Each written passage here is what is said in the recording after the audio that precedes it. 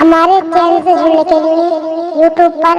اپنا علی نیٹورک کو سبسکرائب کریں اور بیل آئیکن کو آل پہ سلیکٹ کر دیں تاکہ آنے والی اپڈیٹ آپ کو ملتی رہے۔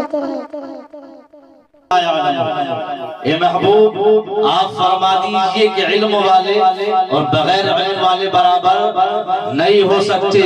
یعنی جاہل اور ایک عالم، ایک پڑھا لکھا اور ان پڑھ برابر نہیں ہو سکتے۔ یہ کوئی میں نہیں کہہ رہا، کوئی دنیا دار نہیں، بلکہ اللہ رب العزت پروردگار عالم فرما رہا ہے کہ علم والے بغیر علم والے برابر نہیں ہو سکتے ہیں۔ اللہ رب العزت نے جب بھی کسی کو مقام عطا کیا علم کی بنیاد پر ہی عطا کیا ہے۔ حضرت آدم علیہ السلام اللہ رب العزت نے ان کو سب سے پہلا نبی بنایا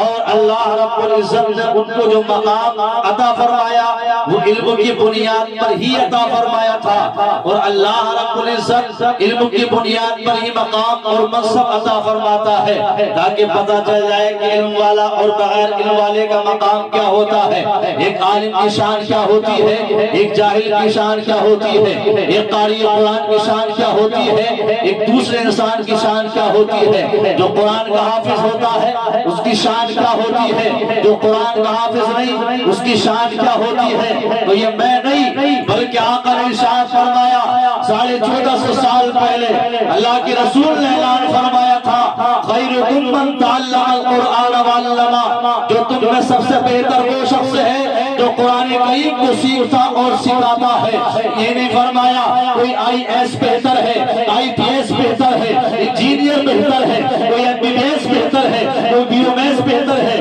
بی ایم ایس بہتر ہے۔ آقا نے یہ نہیں فرمایا کوئی ایڈوکیٹ لائر بہتر ہے، بلکہ آقا نے ارشاد فرمایا تو یہی فرمایا تھا یہ دنیا والے سن لو، اور یہ فرمان مصطفیٰ صبح قیامت تک کے لوگوں کے لیے ہے۔ تو آقا نے ارشاد فرمایا کوئی بہتر نہیں ہے، فرماتے خیرکم من تعلم القرآن وعلمہ، تم میں سب سے بہتر وہ ہے جو قرآن کریم کو سیکھتا ہے اور سکھاتا ہے۔ قرآن کریم کو سیکھتا اور سکھاتا ہے وہ سب سے بہتر، اور قرآن کریم کا ایک ایک حرف پڑھنے پر کتنی نیکیاں ہیں آقا ارشاد فرماتے ہیں جو قرآن کریم کا ایک حرف پڑھتا ہے اس کو 10 نیکیاں ملتی ہیں۔ کتنی نیکیاں ملتی ہیں؟ 10 نیکیاں ملتی ہے۔ اور جو پورا قرآن پڑھ لے جو پورا قرآن کریم پڑھ لے اور پھر حفظ کر لے اس کی نیکیوں کو شمار کر سکتا ہے۔ یہ حافظ قرآن اللہ نے جس نبی پر قرآن نازل فرمایا وہ نبی تمام نبیوں نے افضل والا، اور جس نبی پر جو قرآن کریم جو کتاب نازل فرمائی وہ کتاب تمام کتابوں سے افضل والا۔ 104 کتابیں آسمانی ہے، 104 کتابوں میں سب سے افضل والا کتاب قرآن کریم ہی ہے، اور اسی کو اللہ کے رسول صلی اللہ علیہ وسلم ارشاد فرماتے ہیں جو سیکھتا ہے جو سکھاتا ہے اللہ کے رسول فرماتے ہیں وہ سب سے بہتر ہے۔ پھر آقا نے ارشاد فرمایا یہ دنیا کی ایک ایسی کتاب ہے جو آسمانی کتابوں میں سب سے افضل والا ہے۔ آپ تو ایت کو دیکھیں گے کہ اس کی کوئی گارنٹی نہیں کہ ثواب ملے کہ نہیں ملے، زبور کو دیکھیں گے کوئی گارنٹی نہیں کہ ثواب ملے کہ نہیں ملے، آپ اسی طریقے سے زبور کو دیکھیں، دوسری آپ کتابوں کو دیکھیں، کوئی گارنٹی نہیں ہے کہ ثواب ملے یا نہیں ملے، لیکن یہ کتاب ایسی ہے جس کے تعلق سے آقا نے فرمایا کہ قرآن کریم ہے وہ قرآن کریم اس کو مصحف کہا گیا۔ آقا ارشاد فرماتے ہیں یعنی قرآن کریم کو دیکھنا بھی عبادت ہے، اس کو سننا بھی عبادت، پڑھنا بھی عبادت اور چھونا بھی عبادت ہے۔ یہی قرآن آقا فرماتے ہیں جس نے پورا قرآن کریم اپنے سینے میں اتار لیا ہے تو دنیا کے تمام آئی ایس ادھیکاری کیوں نہ ہو، وقت کے بڑے سورما کیوں نہ ہو،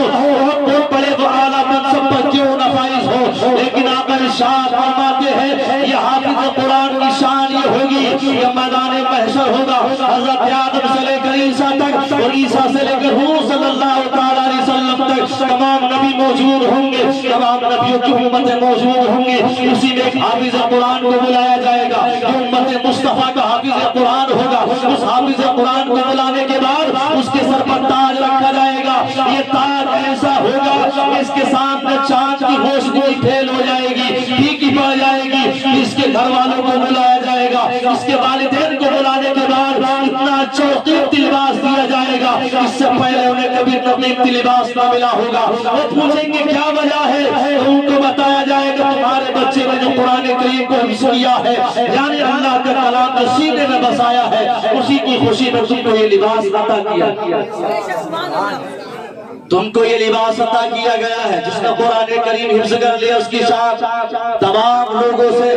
جنہوں نے قرآن کریم کو نہیں پڑھا، ایک حافظ قرآن کا سینہ ان تمام سینوں سے افضل والا ہے۔ جس سینے میں قرآن کریم نہیں، سمجھے کہ قرآن کریم بہت افضل و اعلیٰ کتاب ہے،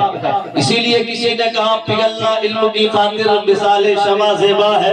بغیر اس کے نہیں پہچان سکتے ہم خدا۔ علم کا ہونا ضروری ہے۔ حافظ قرآن پہلے ہو، دنیاوی تعلیم بعد میں ہو۔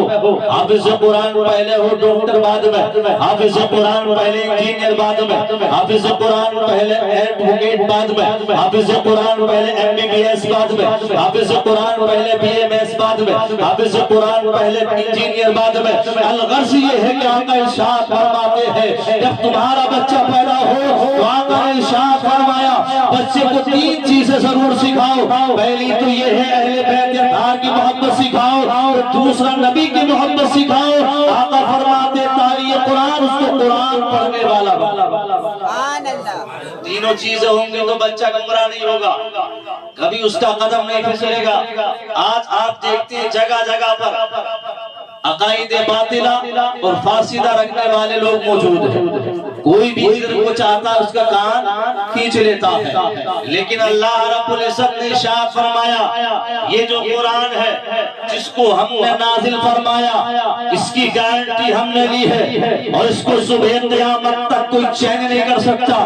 صبح قیامت تک بدل نہیں سکتا۔ بڑی بڑی کتابوں میں تحریف چینجنگ کر دی گئی، رد و بدل کر دیا گیا، لیکن یہ قرآن کریم اس کو بدلا نہیں جا سکتا۔ لا تبدیل لکلمات اللہ، اللہ کے کلمات کوئی مائی کلال چینج نہیں کر سکتا ہے۔ وقت کا نمرود کیوں نہ ہو وہ بھی چینج نہیں کر سکتا ہے، چاہے حامان شداد کیوں نہ ہو وہ بھی نبی کے فرمان قول کو بدل نہیں سکتا ہے۔ جب اللہ رب العزت نے اس کی گارنٹی لی ہے تو زبور اور توریت ایک الگ چیز ہے، اس میں تحریف کر دی گئی، زبور میں تحریف کر دی گئی، انجیل میں بدلاؤ کر دیا گیا، لیکن رب ذوالجلال نے ان کی گارنٹی نہیں لی تھی، صرف قرآن کریم کی گارنٹی لی ہے۔ اسی لیے جو فرماتا صبح قیامت تک کوئی بدل نہیں سکتا۔ وہ جنہوں نے یہ چیلنج کیا تھا کہ قرآن کریم کوئی کتاب نہیں ہے، اس کے اندر الگ الگ طریقے کی آیتیں ہیں، ہمارے سمجھ میں نہیں آتی ہے۔ 1450 سال پہلے بھی مکے کی دھرتی پر لوگوں نے اعتراض کیا تھا،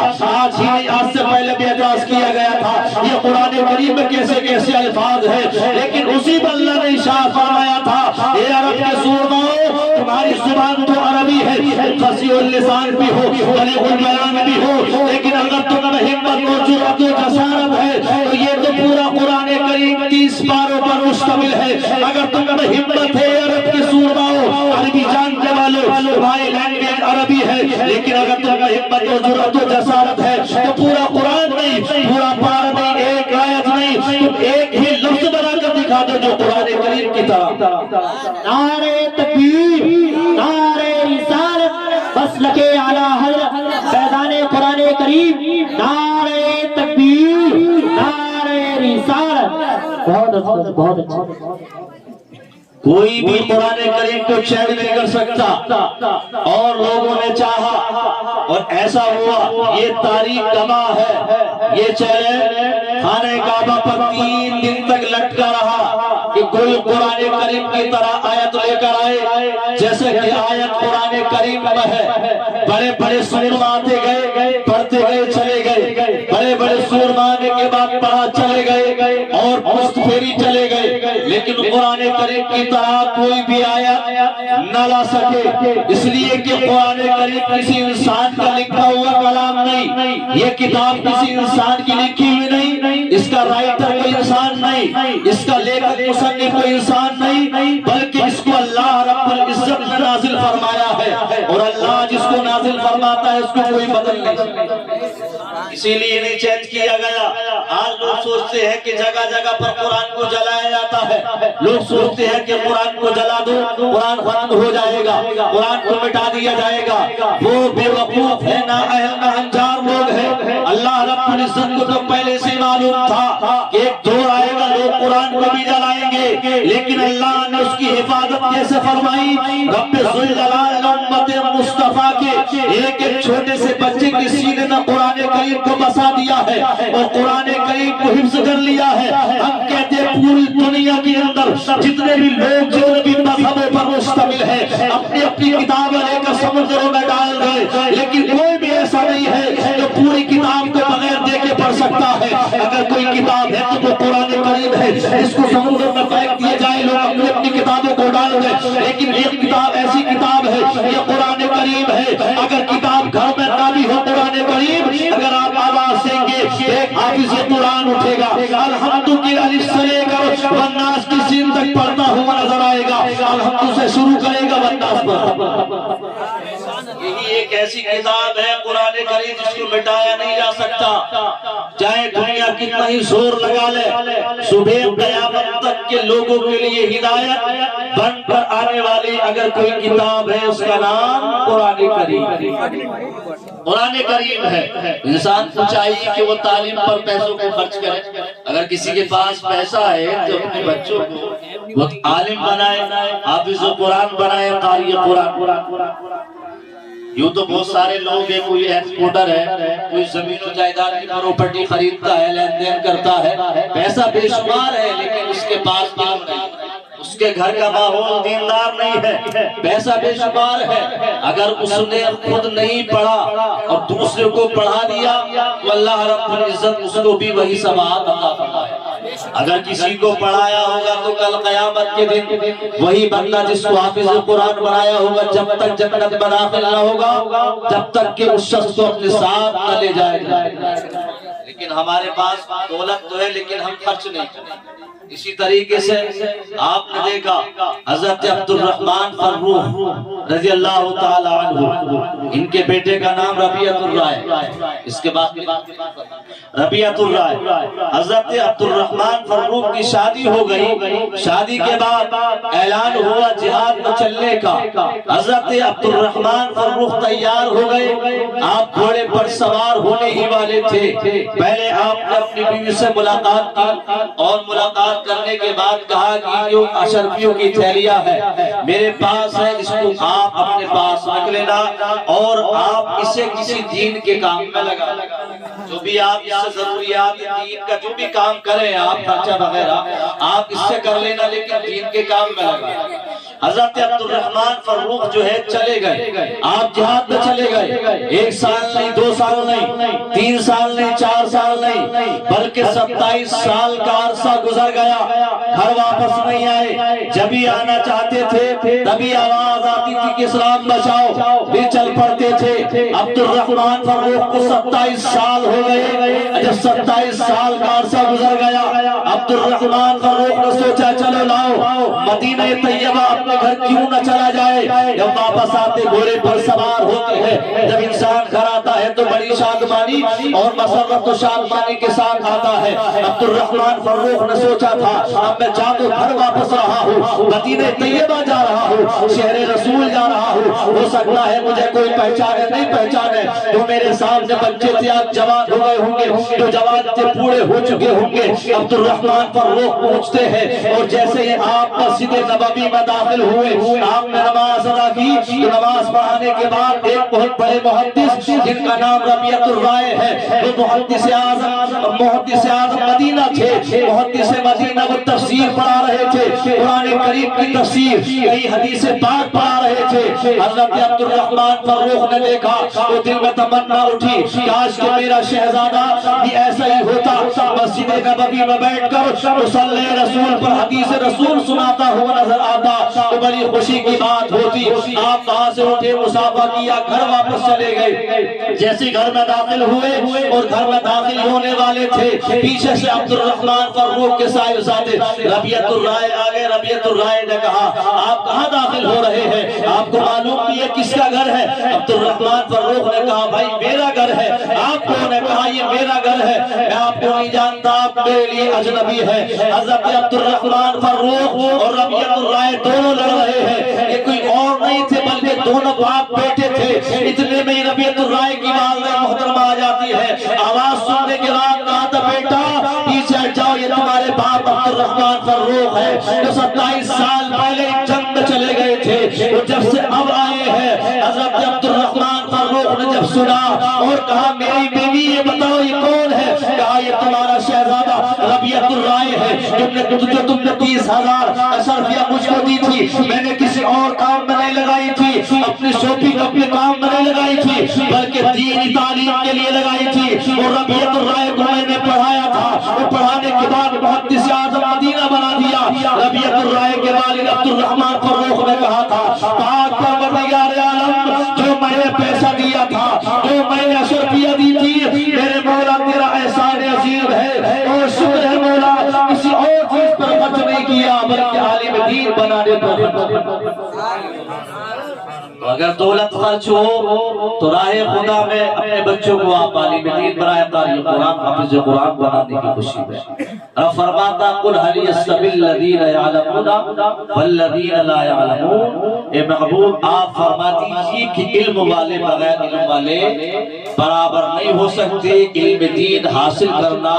हर मुसलमान मर्द औरत पर फर्ज है। हमें और आपको चाहिए कि अपने बच्चों को दीनी तालीम हासिल कराए। और इसी तरीके से इंशाअल्लाह रहमान आप अपने बच्चों को जब हाफिज कुरान बनाएंगे तो ये मंजर आप भी देखेंगे। मदरसे में भी आप देखते हैं 30-40 बच्चे हाफिज कुरान के साथ बनते हैं। इसी तरीके से अल्लाह रब्बुल इज्जत आपको भी क़यामत के दिन वो मकाम अता फरमाएगा जिस तरीके से आज इसरार भाई के साहिबजादा मोहम्मद रजा जो एक हाफिज कुरान बन गए हैं, कल क़यामत के दिन इनके सर पर ताज रखा जाएगा, इनके वालिदैन को कीमती लिबास पहनाया जाएगा जो इससे पहले कभी दुनिया में नहीं पहना होगा। तो अल्लाह रब्बुल इज्जत हम सबको अमल की तौफीक और रफ़ीक अता फरमाए। बारगाह खुदा में दुआ है जो